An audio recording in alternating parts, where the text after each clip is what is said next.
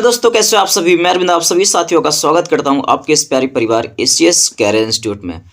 तो चलिए फटाफट सभी लोग आ जाइए मेरे भाई, क्लास को करते हैं कंटिन्यू, क्योंकि आप सभी को पता है कि हम साइंस के एग्जाम ओरिएंटेड क्वेश्चन कर रहे हैं। ठीक है, ऐसे क्वेश्चन जो आपके पेपर में डायरेक्टली हिट करेंगे। ठीक है, आपके पेपर में डायरेक्टली हिट करेंगे, बिल्कुल सीधे सीधे आपको देखने को मिल जाएंगे।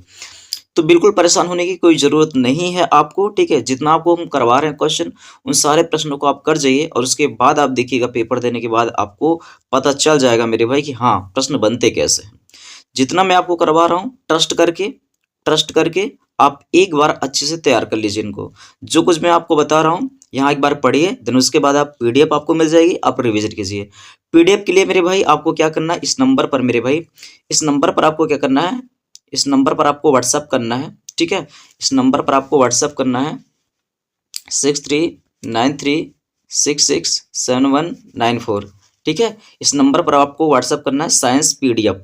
ठीक है, साइंस पीडीएफ आप लिख के सेंड कर दीजिएगा, आपको इसकी पीडीएफ मिल जाएगी। ठीक है, चलो क्लास का नाम भी डाल दीजिएगा, क्योंकि आज ये रिएक्शन की दूसरी क्लास है। मैं आपको बता दे रहा हूँ, इससे पहले कल मैंने 2 रिएक्शन करवाया था, तो पहली क्लास थी, आज ये दूसरी क्लास है ये। ठीक है, आज ये दूसरी क्लास है। क्लियर, चलो अब यहाँ पर देखते हैं हमारा जो टॉपिक है। पहला बात करेंगे डिस्प्लेसमेंट रिएक्शन की। ठीक है, तो हमने यहाँ पर ले रखा है डिस्प्लेसमेंट रिएक्शन, विस्थापन अभिक्रिया। इंपॉर्टेंट है आपके एग्जाम के पॉइंट ऑफ व्यू से, यानी डिस्प्लेसमेंट रिएक्शन हम बात करेंगे इसके डेफिनेशन की। तो वे अभिक्रियाएं जिनमें किसी यौगिक के एक परमाणु या परमाणुओं के समूह के स्थान पर अन्य परमाणु या परमाणुओं का समूह जुड़ जाता है, प्रतिस्थापन या विस्थापन अभिक्रियाएं कहलाती हैं।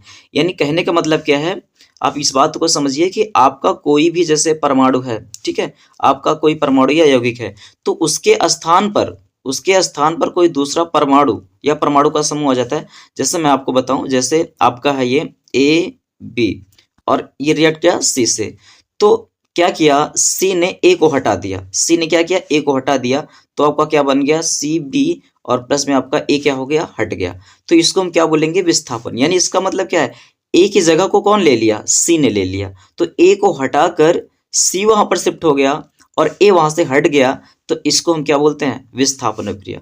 अगर आपको नहीं समझ में आता तो ऐसे आप समझ सकते हो इस चीज को, कि आप मान लो, ठीक है, आप जो है आप लोग सीट पे बैठे हो, ठीक है, एक स्टूडेंट के एक ये मान लो 4 लोग बैठे हो, ठीक है, 4 लोग बैठे हो, और एक कोई आता है, ठीक है, एक कोई आता है, वो थोड़ा ज्यादा पावरफुल होता है आपसे, तो आपसे लड़ करके, डांट करके, जो कुछ भी करके आपको यहाँ से हटा देता है, और आपकी जगह पर कोई और, यानी जो लड़ा वो आ जाता है। समझो बात को, कि कोई दूसरा आता है, आपसे लड़ता झगड़ता है, कुछ भी करता है यहाँ पर बैठने के लिए, तो आपका जब बस नहीं चलता, आप हार जाते हो, तो आप क्या करते हो, वहां से हट जाते हो, और ये आकर के यहाँ बैठ जाता है। ठीक है, ये आकर के यहाँ बैठ जाता है। मान लो ये कोई ए नाम का लड़का था और यहाँ ये कोई बी नाम का लड़का था। अब भाई ये इसको हटाया, अब क्या हो गया, ये कमजोर पड़ा, ये हट गया, और ये आकर यहाँ बैठ गया, तो क्या हो गया, इसका विस्थापन हो गया मेरे भाई।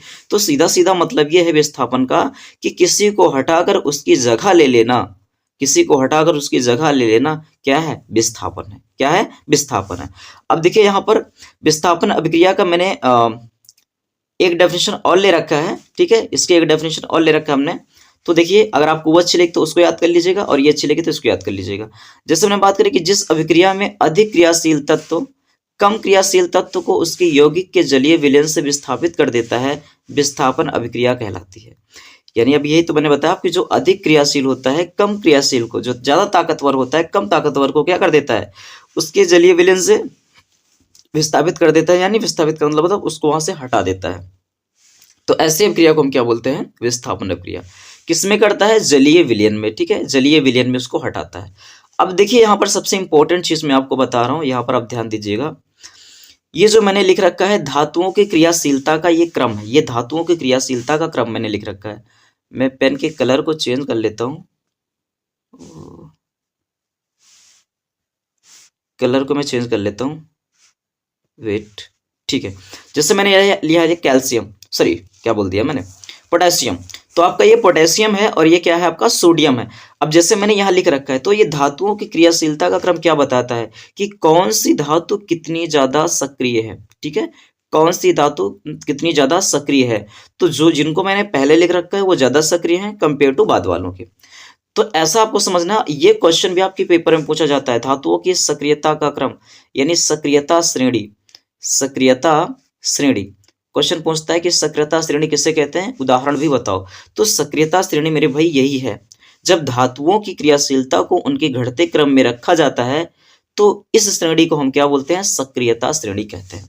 अब यहां पर आप देखने को पाएंगे मेरे भाई कि सबसे ज्यादा सक्रिय कौन है, आपको याद रखना है, क्योंकि अभी मैंने बताया तो ज्यादा ताकतवर वाला होगा वो अपने से कम ताकतवर वाले को हटा देगा, लेकिन कम ताकतवर वाला ज्यादा ताकतवर वाले को नहीं हटा पाएगा। ताकतवर वाले का मतलब यहाँ पर क्या है, सक्रिय। कौन ज्यादा सक्रिय है, जो ज्यादा सक्रिय वो ज्यादा ताकतवर, जो कम सक्रिय वो कम ताकतवर। अब यहाँ पर मैं बात करूँ सबसे ज्यादा सक्रिय कौन है, तो ये आपका ये पोटेशियम।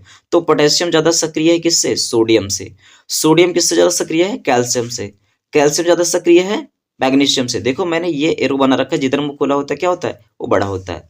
मैग्नीशियम किससे ज्यादा सक्रिय है, एल्यूमिनियम से। Aluminium is greater than Zn and Zn is greater than Fe, Fe is greater than H और H is greater than Cu and Cu is greater than Ag and Ag is greater than Au। तो सबसे कम क्रियाशील कौन है, Au। सबसे ज्यादा क्रियाशील कौन है, पोटेशियम। यानी ये सोना है और ये क्या आपका पोटेशियम है।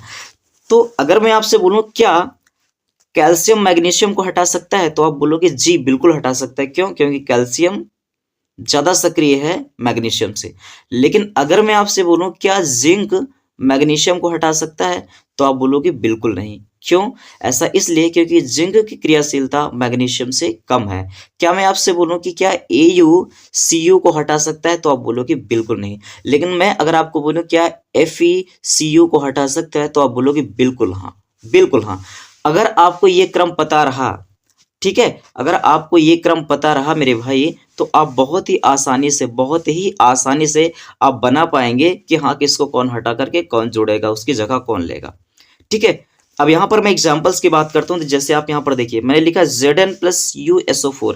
अच्छा एक चीज मैं आपको बता दूं कि जैसे मैंने यहाँ Zn प्लस USO4 और ये CuSO4 का क्या हो गया, जलीय विलयन। अब क्या होगा कि जिंक जब क्या करेगा, मेरे जिंक को क्या करेंगे, CuSO4 कॉपर सल्फेट। CuSO4 को क्या बोलिएगा आप, कॉपर सल्फेट।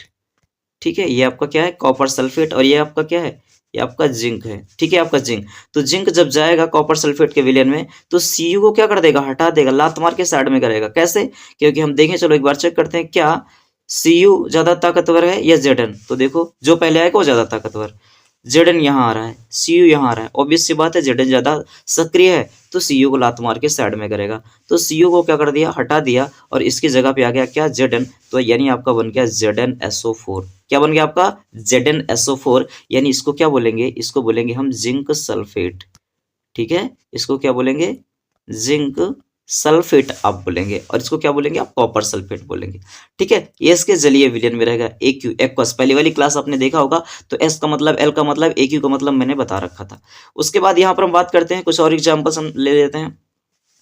जैसे मैंने लिया Ag प्लस CuSO4, तो यहाँ पर मैंने लिखा नो रिएक्शन। इसका मतलब क्या है, जो Ag है वो Cu के बाद आता है, और जो Cu है वो पहले आता है। दिखाऊं, ये देखो, ये देखो मेरे भाई, ये मैंने क्या बोला, Ag बाद में आता है, किससे, Cu से। Cu पहले आता है, Ag बाद में आता है। तो Ag जो है Cu को नहीं हटा पाएगा, नहीं हटा पाएगा। क्यों, क्योंकि खुद ही कमजोर है, तो ज्यादा ताकतवर को, ज्यादा सक्रिय को कहाँ हटा पाएगा, इसलिए यहाँ क्या हो जाएगा, नो रिएक्शन। रिएक्शन पॉसिबल ही नहीं है। सेम उसी तरीके से यहाँ पर हम बात कर लें, यहाँ पर हम बात कर लेते हैं AU मैं बात करता हूँ AU प्लस CuSO4। तो यहाँ आप देखेंगे नो रिएक्शन, बिकॉज जो आपका AU है वो Cu के बाद आता है। तो यानी AU ज्यादा सक्रिय है, Cu ज्यादा सक्रिय है AU की तुलना में, तो AU Cu को नहीं विस्थापित कर पाएगा, नहीं हटा पाएगा, इसलिए यहाँ रिएक्शन यानी रिएक्शन होना संभव नहीं है, नो रिएक्शन। फिर उसके बाद यहाँ हम बात करते हैं, यहाँ पर हमने ले लिया Zn प्लस H2SO4। तो यानी क्या है आपका, ये इसको मैंने बताया कॉपर सल्फेट है, ये आपका जिंक है, और ये आपका क्या है, सल्फ्यूरिक अम्ल H2SO4। अब यहाँ नहीं हम बात करते हैं, या फिर हाइड्रोजन सल्फेट इसको बोल सकते हो। तो यहाँ पर क्या हो जाएगा, जिंक H2 को हटा पाएगा। एक बार चेक करते हैं, आ जाओ। यहाँ पर आप देखो क्या हटा पाएगा, जिंक H2 को हटा पाएगा, बिल्कुल भैया, क्योंकि जिंक पहले आता है H से, तो जिंक बिल्कुल हटा देगा। लेकिन क्या H जिंक को हटा पाएगा, नहीं हटा पाएगा। तो चलो रिएक्शन में देखो मेरे भाई क्या हो जाएगा, क्या हो जाएगा, चलो जेड ने क्या किया, H2 को लात मार के साइड में कर दिया, H2 बाहर हो गया और आपका क्या बन गया ZnSO4। इसको क्या बोलिएगा, जिंक सल्फेट बोलिएगा, ठीक है, जिंक सल्फेट। यहाँ पर आपका क्या Fe प्लस CuSO4, क्या Fe ज्यादा सक्रिय है, Cu Fe ज्यादा सक्रिय है, ठीक है। सक्रियता श्रेणी में भी अब देखिए उसमें कि Fe पहले आता है Cu से, तो अच्छा एक चीज ये जरूरी नहीं कि ठीक पहले आए, कहीं भी पहले आ रहा हो। देखो जैसे मैं आपको दिखाता हूँ, Fe कहाँ है, Fe यहाँ है, Cu कहाँ है, यहाँ है, तो ठीक पहले तो नहीं आ रहा है, बस पहले आना चाहिए, पहले कहीं भी हो, ये बात ध्यान देना आप, पहले कहीं भी हो आपको ध्यान देना है, पहले वाला हमेशा अपने से किसी भी बाद वाले को हटा देगा, ये बात आपको ध्यान रखना है। एक बार कमेंट कीजिए आप सभी लोग, आपको बातें समझ में आ रही हैं या नहीं, ठीक है, आपको बातें समझ में आ रही हैं या नहीं समझ में आ रही हैं, आप लोग एक बार कमेंट करके मुझे बताइए, ठीक है। तो Fe क्या करेगा, Cu को हटा देगा, तो क्या बन जाएगा आपका Cu बेचारा अलग हो जाएगा, Cu अलग हो जाएगा, ठीक है, Cu आपका अलग हो जाएगा और ये बन जाएगा FeSO4। ये था आपका कॉपर सल्फेट, ठीक है, और ये था आपका कॉपर सल्फेट और ये क्या हो जाएगा आपका फेरस सल्फेट, ठीक है दोस्त, ये क्या हो जाएगा फेरस सल्फेट, मेरे भाई ये हो जाएगा आपका फेरस सल्फेट, ठीक है। चलो यहाँ पर मैं आपको कुछ एग्जांपल्स दिखाता हूँ, इधर आ जाओ थोड़ी देर के लिए, आ जाओ, कमेंट करके आप बताइए, ठीक है, कमेंट करके आप बताइए क्लास कैसे आपको लग रही है, समझ में आ रहा है नहीं समझ में आ रहा है। इसकी PDF आज मैं आपको सेंड कर दूंगा, ठीक है, और जिसको चाहिए, ठीक है, जिसको नहीं मिले वो मेरे भाई कमेंट कीजिएगा, ठीक है, कमेंट कीजिएगा, जैसे मैंने आपको बताया था PDF आपको मिल जाएगी, ठीक है। जैसे मैंने यहाँ पर लिया है, ये हमारे पास एक टेस्ट ट्यूब है, ठीक है, ये हमारे पास क्या है, एक टेस्ट ट्यूब है। अब इस टेस्ट ट्यूब में क्या है हमारा कॉपर सल्फेट, ठीक है, कॉपर सल्फेट का विलयन है, जो आपको नीले कलर का दिख रहा है कॉपर सल्फेट का विलयन है। अब कॉपर सल्फेट का विलयन है, अब इस टेस्ट ट्यूब में हमने क्या किया, हमने धागे के थ्रू हमने क्या डाल दिया, लोहे की कील डाल दिया, देख पा रहे हैं आप, यहाँ पर आप देख पा रहे होंगे, ठीक है, ये देखिए ये लोहे की कील आप देख पा रहे हैं, ये लोहे की कील है। तो जब लोहे की कील इसमें डालते हैं तो आप देखते हैं कुछ देर के बाद ये जो लोहे की कील पहले ऐसे दिख रही थी, अब लोहे की कील ऐसे दिख रही है, क्यों, क्योंकि कॉपर सल्फेट के विलयन से बाहर निकाली गई लोहे की जो कील है उसमें क्या हो गया भैया, Cu को क्या कर दिया, बाहर हो गया, तो Cu को हटा करके FeSO4, अभी था CuSO4 जो, अब Cu को हटा दिया, क्या बन गया FeSO4, तो उसके पूरे कलर जो कलर होगा मतलब कॉपर इसके साथ बाहर आ जाएगा, किसके, जो आपका जो क्या बोलते हैं लोहे की कील है, देख रहे हैं, देख रहे हैं लोहे की कील का कलर कैसे हो गया, लोहे की कील का जो है कलर कैसे हो गया, आप इस बात को देखिए, है ना, लोहे की कील का कलर कैसे हो गया है। तो ये है मतलब हुआ क्या है यहाँ पर एक्चुअल में कि Fe ने Cu को क्या कर दिया, लात मार के साइड में कर दिया और बन गया FeSO4, इसकी वजह से इसका जो कलर है वो भूरा पड़ गया, आप यहाँ पर देख पा रहे हैं, ये है विस्थापन अभिक्रिया, ये क्या है आपकी विस्थापन अभिक्रिया। आई होप दोस्तों इतनी बातें आपको समझ में आई होंगी, ठीक है। चलो बाकी कोई प्रॉब्लम्स है तो एक बार आप कमेंट करके बताइए, ठीक है, पूरी समस्या का समाधान किया जाएगा, ठीक है। चलो नाउ यहां पर हम देखेंगे जो हमारी अगली अभिक्रिया है, ठीक है, अगली अभिक्रिया हमारी क्या है, द्विविस्थापन अभिक्रिया, डबल डिस्प्लेसमेंट रिएक्शन। तो मैं यहाँ आपको बता देता हूँ यहाँ पर क्या होता है एक्चुअल में, यहाँ पर आयनों का एक्सचेंज होता है, ठीक है, यहाँ पर आयनों का एक्सचेंज होता है, यानी जिसको हम बोलते हैं विनिमय, जिसको क्या बोलते हैं विनिमय। अगर आपको विनिमय नहीं समझ में आ रहा है तो इसका सीधा सा मतलब होता है अदला बदली, ठीक है, इसका सीधा सा मतलब क्या होता है अदला बदली, ठीक है, इसका सीधा सा मतलब क्या होता है अदला बदली होता है, क्लियर। चलो अब यहाँ पर आ जाओ, जैसे मैं यहाँ पर बात करूं मेरे भाई, यहाँ पर इधर आ जाओ, जैसे मैंने बोला द्विविस्थापन में क्या, वे रासायनिक अभिक्रियाएं जिनमें यौगिक के दो आयनों अथवा अवयवों का परस्पर विनिमय हो जाता है तथा नए यौगिक बनते हैं, द्विविस्थापन अभिक्रियाएं कहलाती हैं। यानी कहने का सीधा सीधा मतलब ये होता है मेरे भाई, इसमें आयनों का विनिमय हो जाता है, यानी एक्सचेंज हो जाता है, अदला बदली हो जाती है, ठीक है, क्या हो जाती है अदला बदली। जैसे मैं आपको बता दूं, ये आपका चलो मैं एक एग्जांपल लेता हूं, जैसे ये है आपका AB और ये है आपका CD। तो यहां पर क्या हो जाएगा मेरे भाई, यहां पर आप देखेंगे कि अगर A चला जाता है C के साथ और B चला जाता है D के साथ, तो बस यहाँ क्या हो गया अदला बदली, यानी A गया है C के साथ तो आपका हो जाएगा ये AC बन जाएगा, और B गया है D के साथ तो ये क्या बन जाएगा आपका BD बन जाएगा, ठीक है। बस यही है द्विविस्थापन अभिक्रिया, यानी यहाँ पर आयनों का क्या हो जाता है एक्सचेंज, यानी अदला बदली हो जाती है बस। तो जब अदला बदली हो जाए तो उसको क्या बोलेंगे द्विविस्थापन अभिक्रिया। मैं आपको अन्यथा में नहीं लेने का, अन्यथा में नहीं लेना, अन्यथा में नहीं लेना मेरे भाई, लेकिन मैं आपको समझाता हूँ। जैसे एक बच्चा था, मैं समझा रहा था, उसको रिएक्शन समझ में नहीं आ रही थी, तो मैंने कहा चलो ठीक है, एक काम करते हैं, ये आप हो और ये आपका फ्रेंड है, ठीक है, और इसकी भी शादी हो जाती है, और मतलब आपकी भी शादी हुई है, ये आपकी भी शादी हुई है, और ये आपकी क्या है, ये आपकी वाइफ है, ये आपकी वाइफ है, ठीक है, और ये उसकी वाइफ है। तो आप क्या करो, मैंने उस बच्चे से बोला, हमने कहा ये आपका दोस्त है, ये दोस्त की वाइफ है, ये आप हो, ये आपकी वाइफ है, बस क्या करो, आप अपने दोस्त की वाइफ से शादी कर लो और आपका दोस्त आपकी वाइफ से शादी कर ले। दस ये जो आप देखेंगे, ये जो प्रोसेस है, ये जो प्रोसेस है कि आपका दोस्त आपकी वाइफ से शादी कर लिया और आप अपने दोस्त की वाइफ से शादी कर लिया, क्या हो गई, वाइफ की अदला बदली हो गई, एक्सचेंज हो गया। That is displacement reaction. समझे क्या? आई होप इतनी बातें आपको समझ में आ गई होंगी। तो ये था एक प्रैक्टिकली व्यवहारिक एग्जाम्पल। अब प्रैक्टिकली इसको हम देखते हैं मेरे भाई। यहाँ पर आप देखिए, ये रहा, जैसे मैंने लिया AgNO3, इसको क्या बोलिएगा, सिल्वर नाइट्रेट, ठीक है, और ये क्या है आपका NaCl यानी सोडियम क्लोराइड। तो अगर मैं इसको डिवाइड करूं तो आयनों के रूप में, तो क्या हो जाएगा, Ag पॉजिटिव और NO3 क्या हो जाएगा, NO3 नेगेटिव। और यहाँ पर इसकी मैं बात करूं, Na पॉजिटिव और Cl क्या हो जाएगा, नेगेटिव। तो एक बात आपको ध्यान रखना है, इसका पॉजिटिव इसके नेगेटिव के साथ जाएगा तो Ag जाएगा Cl के साथ, तो आपका बना लेगा AgCl। एंड उसके बाद यहाँ पर आपका NO3 किसके जाएगा, Na पॉजिटिव के साथ, तो आपका बन जाएगा NaNO3। इसको हम बोलेंगे सोडियम नाइट्रेट, इसको क्या बोलेंगे, सिल्वर नाइट्रेट। अच्छा, AgCl का यहाँ पर क्या प्राप्त होता है, अवक्षेप। जो आप नीचे की तरफ एरो देख रहे हो, तीर देख रहे हो, इसका मतलब यहाँ पर प्राप्त होता है इसका अवक्षेप। अब आप बोलोगे अवक्षेप क्या होता है, जैसे कोई भी रिएक्शन होती है, अब जैसे यहाँ पर हमने कोई रिएक्शन कराया, उसमें हमने जो कुछ भी मिलाया, जो आपका नीचे पेंदी में बैठ जाता है, नीचे पेंदी में एक ठोस पदार्थ, अविलेय ठोस पदार्थ नीचे पेंदी में बैठ जाता है, उसको हम क्या बोलते हैं, अवक्षेप बोलते हैं, ठीक है, क्या बोलते हैं, इसको अवक्षेप बोलते हैं। और इस तरह की अभिक्रिया को क्या बोलते हैं, अवक्षेपण अभिक्रिया कहते हैं। इस तरह की अभिक्रिया को क्या कहते हैं, अवक्षेपण अभिक्रिया कहते हैं, ठीक है। ये भी क्वेश्चन तुमसे पूछा जा सकता है पेपर में कि अवक्षेपण अभिक्रिया क्या है, तो ध्यान देना इस बात को मेरे भाई, ठीक है। चलो यहाँ पर अगला अगला क्वेश्चन, मतलब एग्जाम्पल हमारा BaCl2 + Na2SO4, तो इसको बोलेंगे बेरियम क्लोराइड और आपका ये सोडियम सल्फेट।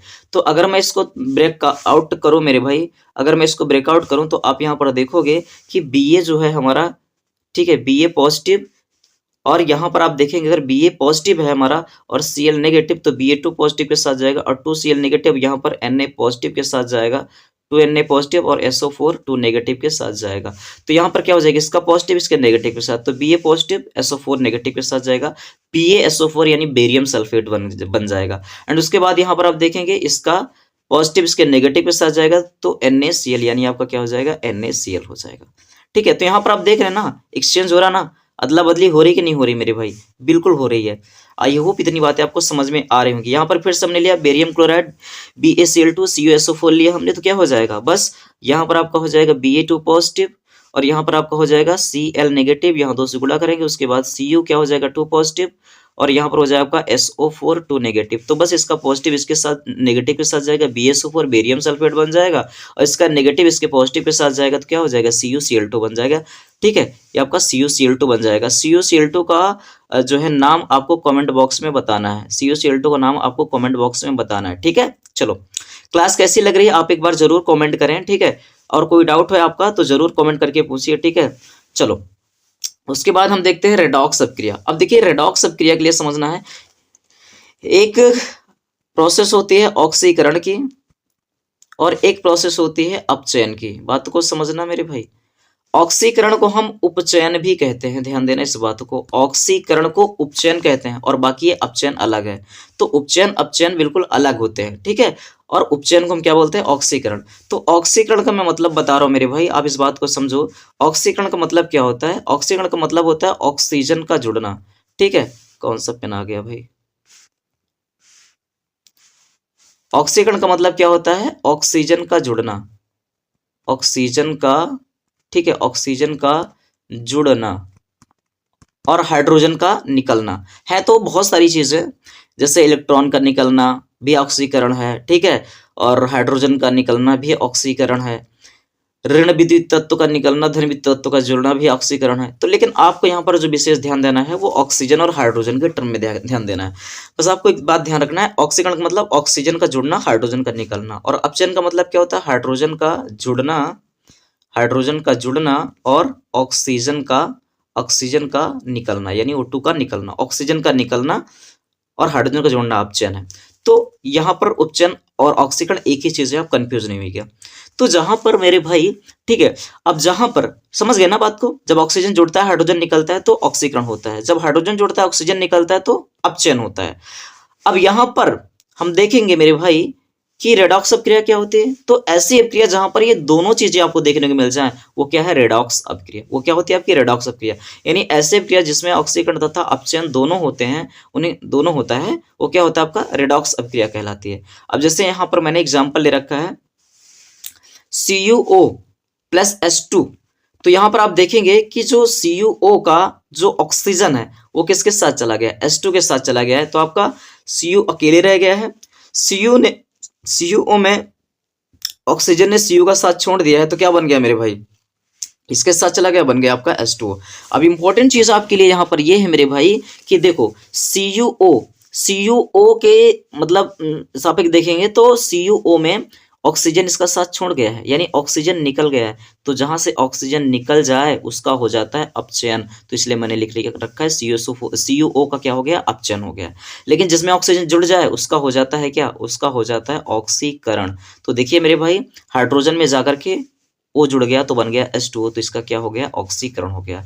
अब मैं आपको एक चीज बता देना चाहता हूं, यहां पर एक वर्ड आता है ऑक्सीकारक, एक वर्ड आता है आपका ऑक्सीकारक, ऑक्सीकारक, और एक आता है आपका अपचायक, एक आता है आपका अपचायक। तो ध्यान देना, जिसका अपचयन होता है, जिसका अपचयन होता है उसको ऑक्सीकारक कहते हैं, और जिसका ऑक्सीकरण होता है, जिसका ऑक्सीकरण होता है उसको अपचायक कहते हैं। ध्यान देना, ये मत सोचना कि मैं उल्टा बोल रहा हूं। आपको लग रहा होगा ना कि जिसका, आपको तो ऐसा लग रहा होगा कि जिसका ऑक्सीकरण हो वो ऑक्सीकारक, जिसका अपचयन हो उसको वो अपचायक। नहीं नहीं, ऐसा नहीं है। जिसका ऑक्सीकरण होता है, ठीक है, जिसका ऑक्सीकरण होता है उसको हम बोलते हैं अपचायक, और जिसका अपचयन होता है उसको बोलते हैं ऑक्सीकारक। अब इसको मैं समझाता हूं ऐसा क्यों होता है। ऐसा इसलिए होता है, जैसे मैंने बोला CuO का क्या हो रहा है, अपचयन, तो CuO को आप क्या बोलिएगा, ऑक्सीकारक, ऑक्सीकारक बोलिएगा। और H2 का क्या हो रहा है, ऑक्सीकरण, तो H2 को क्या बोलिएगा, अपचायक, क्या बोलिएगा, अपचायक। ऐसा क्यों, ऐसा इसलिए क्योंकि अगर ये ना होता तो इसका ऑक्सीकरण ना होता, तो इसने इसका ऑक्सीकरण करवाया, तो ऑक्सीकरण करवाने वाले को ऑक्सीकारक कहते हैं, भले इसका अपचयन क्यों ना हो रहा, क्योंकि अगर इसका अपचयन ना होता तो इसका ऑक्सीकरण कैसे होता, बिल्कुल नहीं होता मेरे भाई। देन उसके बाद यहाँ पर बात करते हैं, इसको हमने क्या बोला, अपचायक। क्यों बोला हमने, क्योंकि अगर ये ऑक्सीजन ना लेता तो इसका ऑक्सीजन निकलता कैसे, जब इसका निकलता ना तो इसका अपचयन होता कैसे, तो इसने क्या किया, इसका अपचयन करवा दिया, तो इसलिए इसको क्या बोलेंगे, अपचायक। जैसे हत्या करने वाले को क्या बोलते हैं, हत्यारा कहते हैं ना, क्या बोलते हैं, हत्यारा। वैसे अपचयन कराने वाले को अपचायक और ऑक्सीकरण कराने वाले को ऑक्सीकारक कहते हैं। ठीक है, उम्मीद करता हूं आपको इतनी बातें समझ में आ गई होंगी। ठीक है, आपको इतनी बातें समझ में आ गई होंगी। कोई डाउट हो तो आप एक बार कमेंट करके जरूर बताइए। ठीक है, कोई डाउट हो तो आप एक बार कमेंट करके जरूर बताइए मेरे भाई। ठीक है, चलो बहुत बढ़िया। अब यहाँ पर एक एग्जाम्पल और ले लेते हैं हम। ठीक है, एक एग्जाम्पल और ले लेते हैं। जैसे हमने लिया ZnO प्लस में C, तो क्या हो जाएगा आपका Zn प्लस में क्या हो जाएगा आपका CO। तो Zn का क्या हो रहा है मेरे भाई, अपचयन हो रहा है, और C का क्या हो रहा है, ऑक्सीकरण हो रहा है, क्योंकि इसमें ऑक्सीजन जुड़ जा रहा है।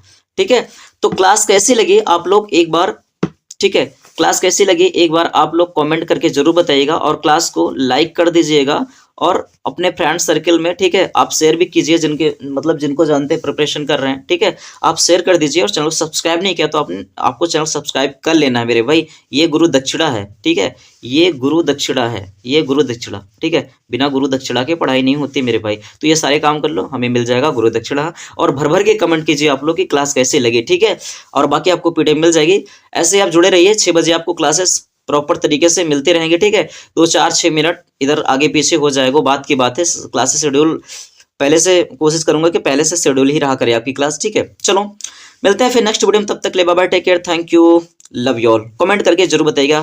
Thank you so much, bye bye, take care, thank you.